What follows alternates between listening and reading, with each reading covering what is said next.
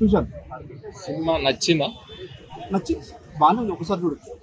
ఒక్కసారి అంటే ఏమన్నా నెగిటివ్ పాయింట్స్ ఉన్నాయా? ఉన్నాయి. ఎందుకంటే ఏం నచ్చాయి, ఏం నచ్చలేదు సార్ మీకు? పవన్ కళ్యాణ్ మంచిగా కనపడ్డాడు. కొంచెం పర్వాలేదు, బాగున్నాడు. ఆ, ఇంకా కొంచెం డ్రెస్ కాస్ట్యూమ్స్ ఇంకా కొంచెం బాగా వేసింటే బాగుండు. ఒకటి మంచి మంచి డ్రెస్సులు వేసింటే బాగుండు. డ్రెస్సులు కొంచెం కాస్ట్యూమ్స్ తగ్గింది. పవన్ కళ్యాణ్ ఓవరాల్గా బాగా కనపడ్డాడు, మంచిగా కనపడ్డాడు. యాక్షన్ బాగుంది. పవన్ కళ్యాణ్ యాక్షన్ బాగుంది. ఇంకా అదే నెగిటివ్ అంటే ఇప్పుడు పాకిస్తాన్ వాళ్ళు వచ్చి మీ వాళ్ళు దేశంలోకి వచ్చి మీరు ఒక్కరితో జైహింద్ అనిపించారు అంటారు. మీకు గుర్తుందంటే జైహింద్ అనిపించారు అంటారు. అంటే పవన్ కళ్యాణ్ కుర్చీలో కూర్చొని ఏమంటాడంటే జైహింద్ మీ దగ్గర ఉన్న వాళ్ళతో అనిపిస్తా అంటాడు, మీతోనే అనిపిస్తాడు అంటే ఆయన పక్కన ఉన్న అతను అంటాడు.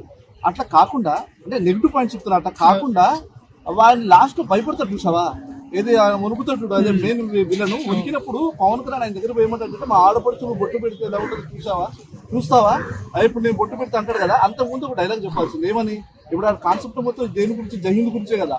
ఆయనతో అనిపించాల్సింది జై భారత్ మాత గురించి, జై భారత్ మాత గురించి, జై హింద్ అని అనిపించుంటే గూస్ బంప్స్ వచ్చేది కదా. ఒక మాట చిన్న లాజిక్ ఆలోచించాక. ఇంకోటి ఏంటంటే 100 మందిని ఒక ఒక ముస్లిమ్స్ అదే మన పాత బస్తీకి పట్టుకోవడానికి వెళ్తాడు కదా. వెళ్ళినప్పుడు వాడిని నాకు అప్పచెప్పింది అంటాడు. అది లుంగిపచ్చుతో వెళ్ళడం ఏంటంటే, లుంగిపచ్చుతో వెళ్ళడం అనేది ఒక కామెడీ. అంతమంది ముందులో నువ్వు లుంగిపచ్చి కట్టుకుని వాళ్ళు అంత సింపుల్గా తీసుకొచ్చే అంత కాన్సెప్ట్ పెట్టాడే. మంచి డ్రెస్ ఇప్పించి మంచి పవన్ కళ్యాణ్ మంచి కాస్ట్యూమ్స్ బాగా పెట్టితే బాగుంది కదా.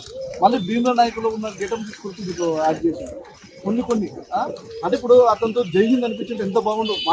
మాట గూస్ బంప్స్ వచ్చేటివా లేదా. మీ వాళ్ళు జైహింద్ అనర్రా అంటే జైహింద్ మీతో అనిపిస్తాను, నేను మీ దగ్గర ఉన్న వాళ్ళతో అనిపిస్తాను, పక్కన వాళ్ళతో అనిపించాడు. అది కాకుండా వాడిని భయపడిచ్చాడు కదా. భయపడిచ్చేప్పుడు వాడితో ఒక్కసారి అరే జైహింద్ అనరా, జై భారత్ మాతకి జై అనరా, ఒకసారి అనరా, నువ్వు అనరా అంటే థియేటర్లో దద్దరండి కదా. కొన్ని ఆలోచించండి. ఎందుకంటే ఇంకోటి ఏంటంటే వాన వాన వెల్లువాయి పాట పెట్టాడు. అంతకుముందు రాధా గోవింద పాట పెట్టాడు. దాంట్లో ఏం డ్యాన్స్ ఉందని పెట్టాడు. దాని బదులు ఇంకోటి గబ్బర్ సింగ్ నుండి ఆకాశం అమ్మ అయితే నీలా ఉంటుంది అనే పాట పెట్టి అదే కాస్ట్యూమ్స్ పెట్టుకుంటే మళ్ళీ తను గుర్తు చేసుకుంటాడు కదా. ఒకటి ప్లస్ ఏముందంటే ఈ మనసే సేన్ పాటను మళ్ళీ తీసుకొచ్చి పెట్టాడు. అది కొంచెం చూడడానికి బాగా మంచిగా అనిపించింది అండి పాట. అదేనండి ఉస్తాద్ భగత్ సింగ్ కొన్ని మైనస్లు ఉన్నాయి.